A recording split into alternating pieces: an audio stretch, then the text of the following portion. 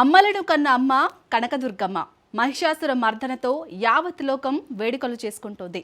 దసరా నవరాత్రుల్లో ప్రతిరోజు దుర్గామాతని వివిధ అవతారాల్లో భక్తులు పూజిస్తారు. మహత్తర శక్తి అయిన దుర్గామాత యొక్క ఆయుధాలు ఎంతో ప్రాముఖ్యతను కలిగి ఉన్నాయి.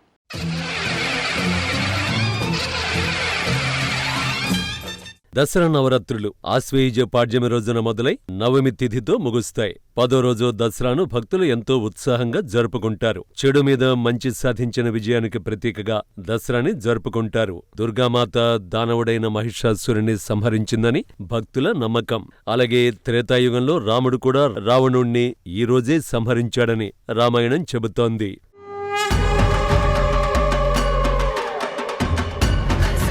దుర్గామాత ఆయుధాలు ఎంతో ప్రాముఖ్యతను కలిగి ఉన్నాయి. అమ్మవారి చేతిలో ఉన్న శంఖం ప్రణవాన్ని లేదా ఓంకారానికి ప్రతీక. ఈ శబ్ద రూపంలో అమ్మవారు కొలువై ఉందని అర్థం.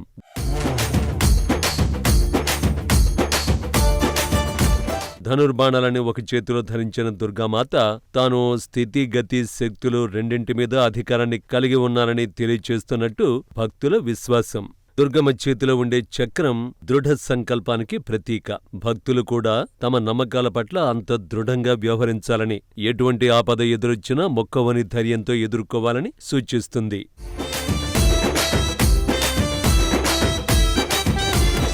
దుర్గామాత చేతిలోని కమలం పూర్తిగా వికసితమై ఉండదు. అంటే సఫలత అనివార్యమని, కాని అదే ఆఖరు మధ్యలే కాదని అర్థం.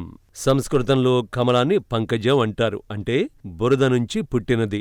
బురదలో కమలం వికసించినట్లు దురాశ కోరికల మధ్యలో జీవిస్తున్న భక్తులు కూడా ఆధ్యాత్మికతను వికసింపచేసుకోవాలన్న సూచన అన్నమాట.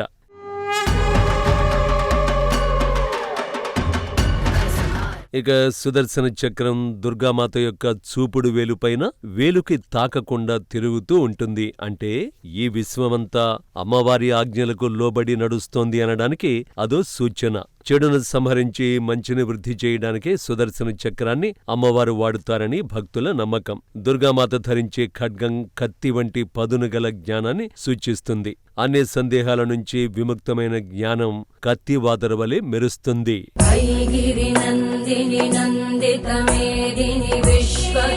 త్రిశూలం 3 గుణాలైన సత్వ రజో తమో గుణాలకి ప్రతీక. శారీరక మానసిక ఆధ్యాత్మిక అవరోధాలని దుర్గామాత తొలగిస్తుంది. అలాగే దుర్గమ్మ నిర్భయంగా సింహం మీద నిల్చుని ఉంటుంది. ఇది అభయముద్ర, భయం నుంచి విమోచనను సూచిస్తుంది.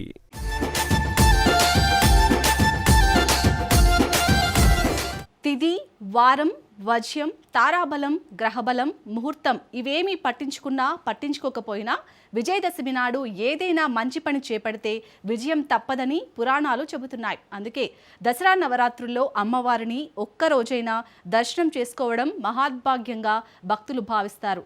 ఆ అమ్మవారి కరుణాకటాక్ష వీక్షణలు భక్తులపై ఎల్లవేళలా ఉండాలని రాజ్ న్యూస్ మనసారా కోరుకుంటుంది.